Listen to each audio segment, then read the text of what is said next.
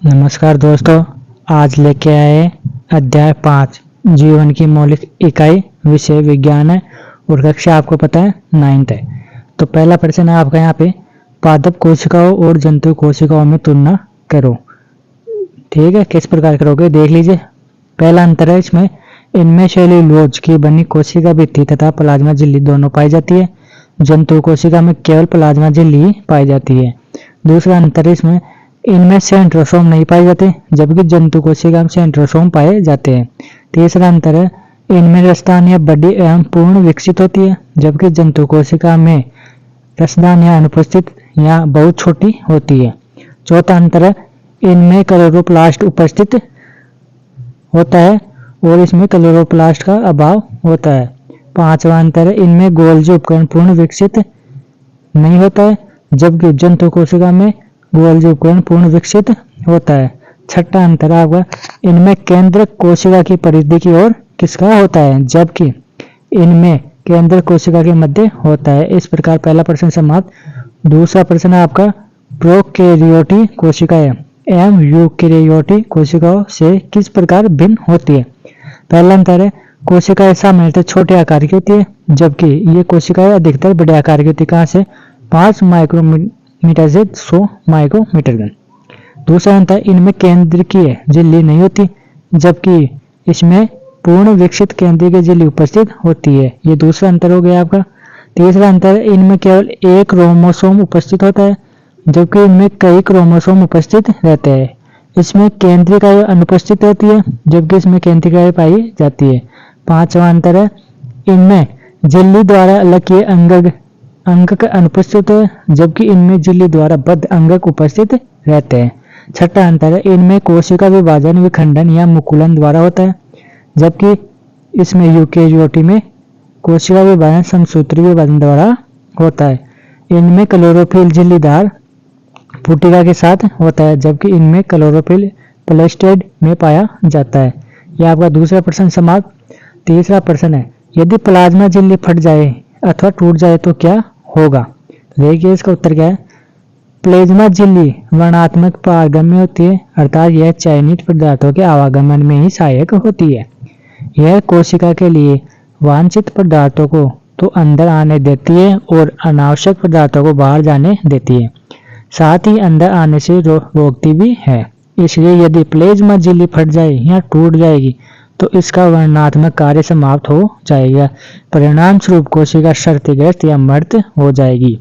यह तीसरा प्रश्न समाप्त। चौथा प्रश्न है आपका, यदि गोल्जी उपकरण नहीं हो तो कोशिका के जीवन में क्या असर होगा। इसका उत्तर देख लीजिए। गोल्जी उपकरण का कार्य कोशिका में उत्पन्न पदार्थों का संग्रहण, रूपांतरण व बंध अर्थात पैकिंग करना है। यदि गोल्जी उपकरण न हो तो ये प्रक्रियाएं रुक जाएगी अर्थात ये प्रोसेस होते ना वो रुक जाएगी। साथ ही लाइसोसोम का निर्माण गोल्जी उपकरण करते हैं वह भी रुक जाएगा जिससे अपशिष्ट पदार्थों का निष्कासन नहीं होगा।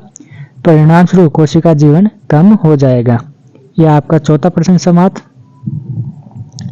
आगे देखते हैं पांचवा प्रश्न, कोशिका का कौन सा अंग बिजलीघर है और क्यों। ठीक है, पावर हाउस बोलते हैं जिसे। माइटोकॉन्ड्रिया कोशिका का बिजलीघर है क्योंकि जीवन के लिए आवश्यक विभिन्न रासायनिक क्रियाओं को करने के लिए माइटोकॉन्ड्रिया भोजन का ऑक्सीकरण करके ऊर्जा मुक्त करते हैं। जो एटीपी का मतलब एडिनोसिन ट्राइफॉस्फेट इसकी फुल फॉर्म है के रूप में माइटोकॉन्ड्रिया में संचित रहती है। इस प्रकार ऊर्जा उत्पन्न करने के कारण माइटोकॉन्ड्रिया को कोशिका का बिजलीघर कहते हैं। ठीक है, पांचवा प्रश्न समाप्त। आपका छठा प्रश्न है, कोशिका झिल्ली को बनाने वाले लिपिड तथा प्रोटीन का संश्लेषण कहाँ होता है। इसका उत्तर देखिए। कोशिका झिल्ली को बनाने वाले लिपिड तथा प्रोटीन अंतर्द्रव्यी जालिका ईआर बोलते हैं शॉर्ट में संश्लेषित होते हैं। खुरदरी अंतर्द्रव्यी जालिका आरईआर पर राइबोसोम होते हैं जो प्रोटीन का निर्माण करते हैं तथा चिकनी अंतर्द्रव्यी जालिका जिसे एसईआर कहते हैं लिपिड का संश्लेषण करती है। छठा प्रश्न समाप्त। आपका सातवां प्रश्न है, अमीबा अपना भोजन कैसे प्राप्त करता है। ये देख लीजिए। एंडोसाइटोसिस प्रक्रिया द्वारा अपना भोजन बाह्य वातावरण से प्राप्त करता है। भोजन ग्रहण करने की प्रक्रिया में अमीबा की लचीली कोशिका झिल्ली अंदर की ओर मुड़कर कप के आकार का गड्ढा, जिसे कैविटी भी कहा जाता है, या पादप बनाकर अपने भोजन को घेर लेती है तथा एक खाद्य धनी का निर्माण कर भोजन को अपने अंदर ले लेती है। इस प्रकार अमीबा अपना भोजन प्राप्त करता है। आगे प्रश्न नंबर 8, परासरण क्या है? देख लीजिए परासरण क्या है। जल के अणुओं का वर्णनात्मक पारगम्य झिल्ली द्वारा उच्च सांद्रता से निम्न सांद्रता की ओर गति करना क्या कहलाता है? परासरण कहलाता है। प्रश्न नंबर 9 है, निम्नलिखित परासरण प्रयोग करें, यानी इनका परासरण प्रयोग करना है, किसका करना है? जो नीचे दिया गया है। क्या दिया गया है? छीले हुए आधे आलू के 4 टुकड़े लो, इन चारों को खोखला करना है जिससे कि आलू के कप बन जाए।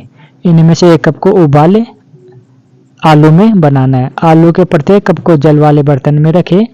अब एक कप ए को खाली करें, यानी प्रश्न नंबर ए है कि कप ए को खाली करना है। उसके बाद हमें क्या करना है? कप बी में 1 चम्मच चीनी डालनी है, सी में 1 चम्मच नमक डालना है।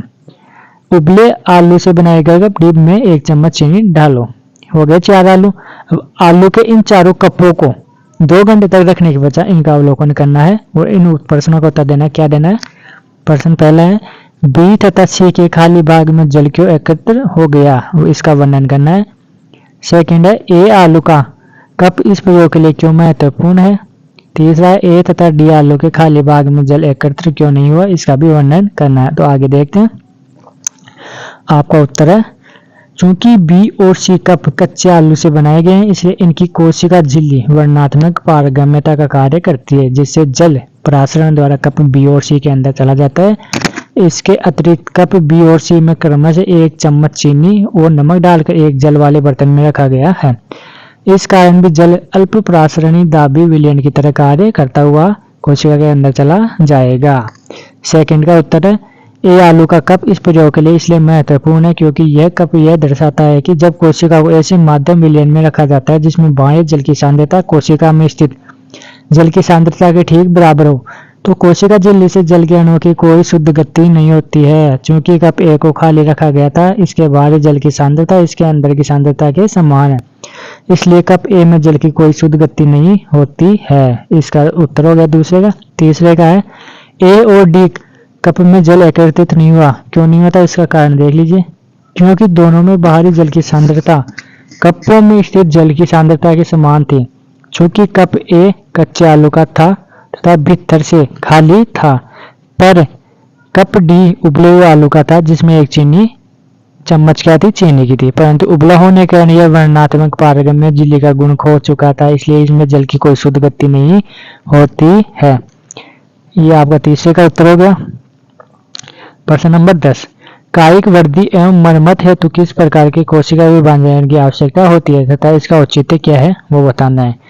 उत्तर है इसका, कायिक वृद्धि एवं मरम्मत हेतु समसूत्री प्रकार के कोशिका विभाजन की आवश्यकता होती है। इस विभाजन में मात्र कोशिका विभाजित होकर 2 समरूप समतती कोशिकाएं बनाती हैं, जिनमें गुणसूत्रों की संख्या मात्र कोशिका के समान होती है। इसका उत्तर हो गया। प्रश्न नंबर 11, युग्मकों के बनने के लिए किस प्रकार का कोशिका विभाजन होता है, इस विभाजन का महत्व बताना है। युग्मकों के बनने के लिए अर्धसूत्री प्रकार का कोशिका विभाजन होता है। इसका महत्व है, इस विभाजन में 2 की जगह 4 नई कोशिकाएं बनती है तथा इसमें संतति कोशिकाओं में गुणसूत्रों की संख्या आधी रह जाती है। ये प्रश्न नंबर 11 का उत्तर हो गया। आगे देखते हैं। इतनी प्रश्न थे आपका। आपका बहुत बहुत आभार।